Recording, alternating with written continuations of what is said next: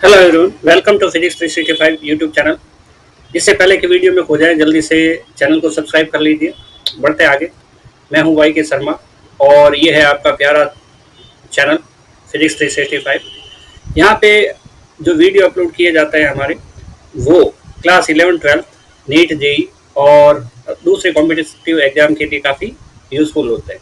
RBSE CBSE दोनों board को cover करते हैं और कंसेप्चुअल वीडियो और फुल डिटेल के साथ नोट्स के साथ मिलते हैं। आज का जो वीडियो है अपना, वो क्लास 11 के लिए है, यूनिट एंड डायमेंशन, मात्रक और विमाओं से। और इसमें हम विमाएं ज्ञात करना सीख रहे हैं। इससे पहले भी हम विमाएं ज्ञात कर चुके हैं, वीडियो आ चुके हैं। ये 11वां वीडियो है, ठीक है। और अभी हम किताब से जो 41 नंबर, 41 नंबर से लेके 50 नंबर तक विमाएं आज ज्ञात करने वाले हैं, ठीक है। तो बने रहिए हमारे साथ। ये विमाएं ज्ञात करने के लिए ये अपने जो बुक है उसमें 160 पेज पे ये टेबल दी हुई है। उसमें 41 से 50 तक आज करने वाले हैं। इससे पहले की सारी विमाएं पिछले वीडियो में प्ले लिस्ट में अवेलेबल है, वहाँ देख सकते हैं। आज का जो वीडियो है उसके लिए आपको जरूरत पड़ेगी 7 मूल भौतिक राशियों की। मूल भौतिक राशियां वो होती है जो मूल भौतिक राशियां मूल भौतिक राशियां वो होती है जो किसी दूसरी भौतिक राशि पर निर्भर नहीं करे, स्वतंत्र हो। और दूसरी होती है व्युत्पन्न भौतिक राशियां। व्युत्पन्न भौतिक राशियां वो होती है जो दूसरी मूल भौतिक राशियों के गुणा और भाग से प्राप्त होती है। तो 7 मूल भौतिक राशियां, इनके नाम याद रखने होंगे और इनकी विमा याद रखनी होगी, ठीक है। विमा लिखते हैं हम, लंबाई है, इसको लेंथ कहते हैं। और लेंथ के लिए विमा लिखेंगे हम एल। इसको मास कहते हैं, द्रव्यमान को इंग्लिश में मास कहते हैं। और मास का जो पहला अक्षर है वो हमारे पास है कैपिटल एम। मास का पहला अक्षर कैपिटल एम। समय है टाइम, और टाइम का पहला अक्षर कैपिटल टी। विद्युत धारा करंट होता है और इसका जो मात्रक होता है वो एम्पियर होता है, ठीक है। मीटर को एम से, किलोग्राम को केजी से, सेकंड को ये, ऐसे ही एम्पियर को ए से रिप्रेजेंट करते हैं। विमा भी इसकी ए लिखी जाती है। उष्मागति की ताप या ताप टेम्परेचर कहते हैं और इसका जो मात्रक होता है वो केल्विन होता है। और केल्विन को के से रिप्रेजेंट करते हैं, विमा भी के ही लिखते हैं। कई बार इसकी विमा थीटा भी लिख देते हैं, तो ध्यान रखना चाहिए। पदार्थ की मात्रा, मात्रक इसका मोल होता है और विमा इसकी मोल MOL ऐसे ही लिखा जाता है स्मॉल लेटर में। ज्योति तीव्रता या प्रदीपन तीव्रता है, इसका मात्रक कैंडेला होता है, CD से रिप्रेजेंट करते हैं। विमा भी जब कभी जरूरत पड़ेगी तो हम CD लिखेंगे। तो इस तरह से एम कैस पद्धति में ये 3 मूल भौतिक राशियां थी। और अगर हम बात करें आवेश की, धारा की, विभवांतर की, प्रतिरोध की, तो इनमें इन 3 राशियों से काम चलता नहीं है। तो उसके लिए 4 नई राशियां इसमें और जोड़ी गई, जिससे ये पद्धति SI पद्धति बन जाती है, सिस्टम इंटरनेशनल, अंतरराष्ट्रीय पद्धति। तो आज का अपना काम है किताब से 41 से 50 तक भौतिक राशियों की विमाएं ज्ञात करना। पहला लेते हैं हम 41, घूर्णन गतिज ऊर्जा। और इसका जो सूत्र होता है वो हमारे पास होता है 1/2 जड़त्वाघूर्ण इंटू कोणीय वेग का स्क्वायर। तो देखते हैं 41 नंबर, घूर्णन गतिज ऊर्जा। सूत्र होता है 1/2 जड़त्वाघूर्ण इंटू कोणीय वेग का स्क्वायर। कोणीय वेग का स्क्वायर। तो इसके लिए हम थोड़ा समझते हैं। कुछ नहीं है, एक फॉर्मूला है जड़त्वाघूर्ण का, जिसको हम प्रतीकों के रूप में लिखने वाले हैं। घूर्णन गतिज ऊर्जा, हम इसको ऊर्जा को E से रिप्रेजेंट करते हैं। घूर्णन है तो रोटेशनल का R लगा दिया। इसका फॉर्मूला I ओमेगा स्क्वायर होता है, हाफ I ओमेगा स्क्वायर होता है। I का मतलब जड़त्वाघूर्ण है और ओमेगा का मतलब है कोणीय वेग, ठीक है। तो इसी तरीके से अभी हम काम करने वाले हैं। हाफ जो है 1/2 विमाहीन है, संख्या है, विमा नहीं होगी। और जड़त्वाघूर्ण जो होता है वो द्रव्यमान इंटू दूरी का स्क्वायर होता है, 1/2 ऐसे लिख दिया। और कोणीय वेग जो है वो कोणीय विस्थापन बटा समय होता है। हम इसको कोण बटा समय भी कह सकते हैं। और कोण जो है, कोण वो है चाप बटा त्रिज्या। कोण क्या है? चाप बटा त्रिज्या है। तो चाप जो है वो एक टाइप की लेंथ है और त्रिज्या भी एक टाइप की लेंथ है। कुल मिला के एल से एल कैंसिल हो जाएगा, L0 आ जाएगा। तो कोण के लिए विमा M0, L0 और T0 होती है। तो विमीय सूत्र ये होता है और समय का विमीय सूत्र हम लिख देंगे। 1/2 का कोई विमीय सूत्र नहीं। द्रव्यमान की विमा M, दूरी की विमा L, स्क्वायर है इसलिए हमने 2 लगाया। कोण की आ जाएगी M0, L0, T0 और समय की आ जाएगी T1। स्क्वायर है तो हम स्क्वायर लगा देते हैं। रहा हमारे पास M1, L2 और ये रहा 1/T का 2। T का स्क्वायर कर दिया, 0 0 लिखने की जरूरत नहीं है। फाइनली आएगा M1, L2 T माइनस 2। तो एक ध्यान देने का है, ये अगर ऊर्जा है तो इसकी विमा भी ऊर्जा की बल इंटू दूरी के सूत्र से भी ये निकाल सकते हैं। नेक्स्ट हम करते हैं 42 नंबर सूत्र 42। 42 नंबर सूत्र क्या है? वो है हमारे पास दक्षता। दक्षता क्या होती है? निवेशी कार्य या फिर ऊर्जा, और ऊपर आ जाएगा निर्गत कार्य या फिर ऊर्जा। दक्षता किसी इंजन की एफिशिएंसी को या क्षमता को बताता है। और इसका मतलब है, हम एक बात समझने की कोशिश करते हैं एग्जाम्पल के थ्रू। जैसे मोटरसाइकिल में हमने पेट्रोल डाला, तो पेट्रोल जो ऊर्जा है वो इनपुट ऊर्जा कहलाएगी, ठीक है, इनपुट एनर्जी, ठीक है, रासायनिक ऊर्जा है। और इससे गाड़ी कितना किलोमीटर चली तो काइनेटिक ऊर्जा हमें कितनी प्राप्त हुई, वो हमारे पास हो जाएगी आउटपुट एनर्जी, निर्गत ऊर्जा। तो इस तरह से हम देखते हैं कि आउटपुट और इनपुट का जो अनुपात होता है उसको हम क्या कहते हैं? दक्षता कहते हैं। इनपुट और आउटपुट का जो अनुपात होता है उसको हम क्या कहते हैं? दक्षता कहते हैं। और दक्षता का सूत्र ये होता है, हमें यहाँ पे ये नहीं देखना है कि निर्गत है या निवेशी है या ऐसा कुछ नहीं है, हमें भौतिक राशियों को देखना भी कार्य है। तो कार्य है तो यहाँ पे हो जाएगा बल इंटू विस्थापन, और निवेशी है तो फिर बल इंटू विस्थापन। डायरेक्ट इनको यहाँ से काटा जा सकता है और नहीं तो इनकी विमाएं लिखी जा सकती है। बल की विमा M1, L1 T माइनस 2 और विस्थापन की हमारे पास हो जाएगी L1, फिर नीचे बल की M1, L1 T माइनस 2 और विस्थापन की हो जाएगी L1, ठीक है। तो फाइनली रह जाएगा हमारे पास, सारे कैंसिल हो जाएंगे और ये रहेगा 0 0 0। तो हम यहाँ पे बात कर सकते हैं कि दक्षता विमाहीन राशि है। विमाहीन राशि, ठीक है। 1 नंबर कोण होता है, 2 नंबर विकृति होती है जो हमने पढ़ा, विमा में परिवर्तन बटा प्रारंभिक विमा। कोण का सूत्र हमने देखा चाप बटा त्रिज्या होता है। विकृति का होता है विमा में परिवर्तन बटा मूल विमा। 3 नंबर दक्षता अभी हमने देखा है, output work upon input work, दक्षता, ठीक है। चौथा होता है अपवर्तनांक, ठीक है, इसके अलावा भी है। और अब देखते हैं हम 43 नंबर, 43 नंबर है अपने पास कोणीय आवेग। कोणीय आवेग, कोणीय आवेग क्या? आवेश नहीं, आवेग। कोणीय आवेग क्या चीज है? इसका जो फॉर्मूला होता है वो क्या होता है? बल आघूर्ण इंटू समय। बल आघूर्ण इंटू समय, बल आघूर्ण इंटू समय। बल आघूर्ण क्या होता है? बल इंटू दूरी, समय समय है। बल का विमीय सूत्र क्या है? M1, L1 T माइनस 2 और दूरी का विमीय सूत्र क्या है? L1 और समय का क्या है? T1।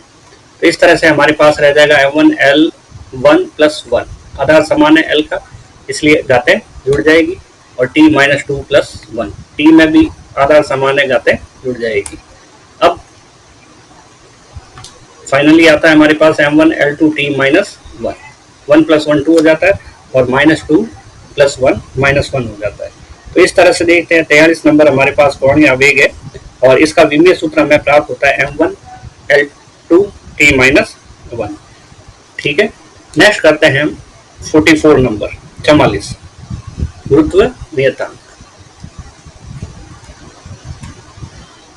44 गुरुत्व नियतांक, ये सार्वत्रिक गुरुत्वीय नियतांक है और इसका जो सूत्र होता है वो होता है बल इंटू दूरी का स्क्वायर बटा द्रव्यमान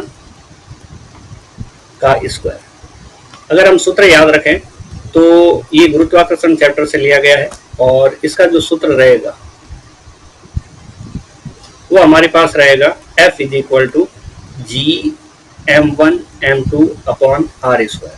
ये बात ऐसी है कि m1 एक द्रव्यमान है, इनके बीच की दूरी r है और ये दूसरा द्रव्यमान है, तो इन दोनों द्रव्यमानों m1 और m2 के बीच में बल कितना लगेगा उसका फॉर्मूला ये है जी m1 m2 upon R square.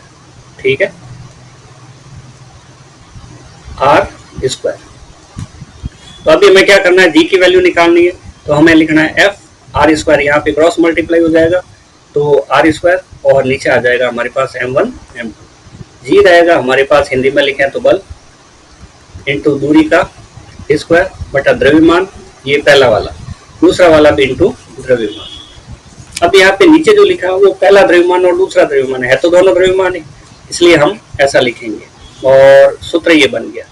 अगर सूत्र ये बन गया तो हम इसकी विमा भी लिख सकते हैं। ठीक है, तो बल की विमा हमें याद है m1L1T-2 लिख सकते हैं। ठीक है, दूरी की विमा हो गई L स्क्वायर है इसलिए हमने लगा दिया 2, द्रव्यमान की विमा हो गई m और स्क्वायर है इसलिए हमने लगा दिया 2, m1 - 2, ये m ऊपर जाएगा तो घात में -2 हो जाएगा, L1 + 2 आधार समान है, घातें दोनों की L की जुड़ जाएगी और T रह जाएगा -2। तो इस तरह से हमारे पास आएगा m-1 L3 और T-2। सार्वत्रिक गुरुत्वीय नियतांक, सार्वत्रिक इसलिए कहते हैं कि इसकी जो मात्रक होता है वो सभी जगह नियत रहता है। ठीक है, किसी भी स्थान, समय, ताप, दाब, घनत्व में परिवर्तन, किसी चीज में परिवर्तन पर निर्भर नहीं करता। आगे हमारे पास है 45 नंबर फॉर्मूला। ठीक है, अभी हमने 44 किया है, अभी हम कर रहे हैं 45 नंबर फॉर्मूला। ये है प्लांक नियतांक। प्लांक नियतांक, प्लांक नियतांक का जो फॉर्मूला होता है, सूत्र होता है, वो हमारे पास होता है ऊर्जा बटा आवृत्ति। ऊर्जा बटा आवृत्ति। प्रकाश ऊर्जा जो होती है वो एक फोटोन के रूप में होती है, ऊर्जा के पैकेट के रूप में होती है। ये बात बताई थी प्लांक ने और उसी के आधार पर ये जो फॉर्मूला है, ये जो फॉर्मूला है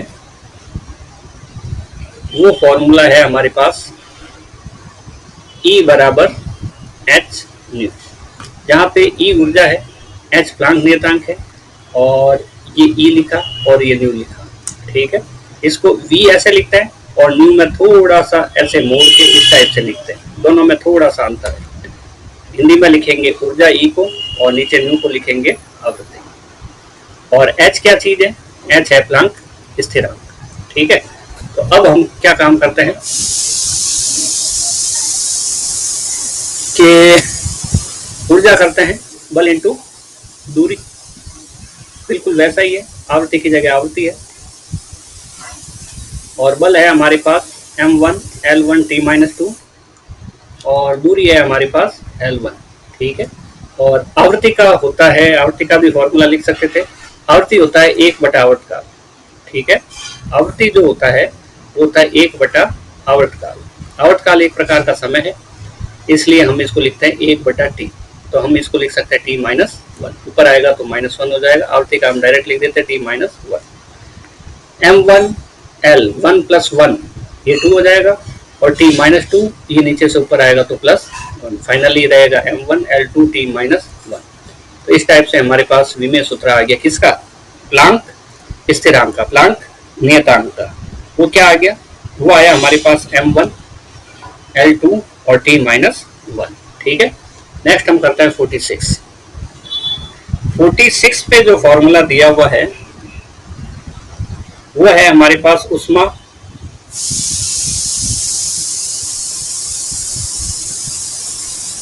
धारिता, उष्माधारिता या फिर हम कह सकते हैं एंट्रोपी। एंट्रोपी, ठीक है, इसके लिए जो सूत्र है वो है उसमें ऊर्जा बटा ताप। उसमें ऊर्जा बटा ताप है। उसमें ऊर्जा बटा ताप है तो उसमें ऊर्जा का फॉर्मूला हम लिख सकते हैं बल इंटू दूरी। हमें उसमें या किसी और से मतलब नहीं है, भौतिक राशि क्या है, ऊर्जा है। अगर ऊर्जा है तो हम क्या कर सकते हैं, बस बल इंटू दूरी लगा सकते हैं। ताप एक मूल भौतिक राशि हो गई और उसके लिए हम टेम्परेचर T लगाएंगे। बल का हमें याद है m1 L1 T माइनस 2 कर देंगे, दूरी का हमें पता है L1 करेंगे। ताप है तो वो T1 है, T1 नहीं, T1 टाइम का होता है, केल्विन 1 कर देंगे। फाइनली आएगा हमारे पास m1 L1 प्लस 1 कितना हो जाएगा 2, T माइनस 2 और K ऊपर गया तो पावर इसकी -1 हो जाएगी, K की पावर घात जो है वो -1 हो जाएगी। इस टाइप से ऊष्माधारिता का जो विमीय सूत्र हमारे पास आता है, ऊष्माधारिता या एंट्रोपी के लिए विमीय सूत्र हमारे पास आता है, वो आता है हमारे पास m1 L2 T माइनस 2 और K माइनस 1। नेक्स्ट हम करते हैं 47 नंबर। आज हम टोटल 50 तक फॉर्मूले करेंगे। अभी है हमारे पास 47 नंबर। 47 नंबर है विशिष्ट ऊष्माधारिता। विशिष्ट ऊष्माधारिता, विशिष्ट ऊष्माधारिता, इसके लिए जो फॉर्मूला है वो है उसमें ऊर्जा बटा द्रव्यमान, उष्मीय ऊर्जा बटा द्रव्यमान इंटू ताप। ठीक है, उसमें ऊर्जा बटा द्रव्यमान इंटू ताप। तो ऊर्जा का तो सीधा है बल इंटू दूरी होता है, और द्रव्यमान द्रव्यमान है, मूल भौतिक राशि, इसको बदलने की जरूरत नहीं है। द्रव्यमान इंटू ताप ताप है। बल जो हमारे पास है उसके लिए विमीय सूत्र आ जाएगा m1 L1 T माइनस 2। दूरी आ गई हमारे पास L1, द्रव्यमान आ गया हमारे पास m1 और ताप का आ जाएगा केल्विन का K1। ठीक है, तो ये हो गया हमारे पास m1 L1 प्लस 1 2 हो जाएगा, L 2 बार है, m नीचे भी है तो m1 माइनस 1 करो, एक m ये रहा, एक m ये रहा, नीचे से जब m ऊपर आएगा तो -1 होगा, एक L ये रहा, एक L ये रहा, तो आधा समान है, घातें जुड़ जाएगी, प्लस T माइनस 2 बचा और साथ में ये केल्विन बचा, केल्विन -1, नीचे से ऊपर आएगा तो -1 हो जाएगा। फाइनली रहा हमारे पास m0 L2 T माइनस 2 और K माइनस 1। विशिष्ट ऊष्माधारिता जो अपने पास है 47 नंबर फॉर्मूला, इसका सूत्र है उसमें ऊर्जा बटा द्रव्यमान इंटू ताप, और इसके लिए जो विमीय सूत्र है हमारे पास m0 L2 T माइनस 2 और K माइनस 1। नेक्स्ट करते हैं 48 नंबर फॉर्मूला। 48 नंबर फॉर्मूला है हमारे पास गुप्त ऊष्मा का। गुप्त ऊष्मा, ठीक है, गुप्त ऊष्मा का जो फॉर्मूला है सीधा सा है, उष्मीय ऊर्जा बटा द्रव्यमान, उसमें ऊर्जा बटा द्रव्यमान। ऊर्जा का सीधा पता है बल इंटू दूरी बटा द्रव्यमान। बल का विमीय सूत्र m1 L1 T माइनस 2, दूरी के लिए L1, नीचे द्रव्यमान के लिए m1। नीचे का द्रव्यमान ऊपर जाएगा तो m माइनस 1 हो जाएगा, तो ऊपर 1 है, 1 माइनस 1, L रहेगा 1 प्लस 1, T रहेगा -2, तो ये आएगा हमारे पास m0, 1 माइनस 1 0 हो जाएगा, और उसके बाद आएगा हमारे पास L2 और T माइनस 2, 1 प्लस 1 2 हो जाएगा, तो m0 L2 T माइनस 2 इसका फॉर्मूला आ जाता है। सिंपल सा है। 49 नंबर, 49 नंबर जो फॉर्मूला है तापीय प्रसार गुणांक का है। तापीय प्रसार गुणांक, या फिर हम कह सकते हैं ऊष्मा प्रसरणीयता। ठीक है, इसके लिए जो फॉर्मूला है वो है अपने पास विमा में परिवर्तन। विमा में परिवर्तन, विमा मतलब लंबाई चौड़ाई ऊंचाई, ठीक है, या फिर लंबाई क्षेत्रफल जिसमें लंबाई और चौड़ाई आती है, या फिर आयतन जिसमें लंबाई चौड़ाई ऊंचाई तीनों आती है। ठीक है, तो ये आ गया विमा में परिवर्तन बटा मूल विमा इंटू ताप। ठीक है, अब प्रसार गुणांक क्या होता है कि जो निर्धारित करता है प्रसार किसको कहते हैं। अगर किसी चीज को, मान लो तार है, अगर इसको गर्म किया जाए तो ये क्या होगा, फैलेगा। मान लो इसकी पहले लंबाई 10 सेंटीमीटर है, तो अभी क्या हो जाएगी, 10 से थोड़ी सी ज्यादा हो जाएगी, हम मान लेते हैं 12 सेंटीमीटर होता है, तो डेल्टा एल कितना हुआ, 2 सेंटीमीटर। प्रारंभिक लंबाई कितनी हुई, ये 10 सेंटीमीटर।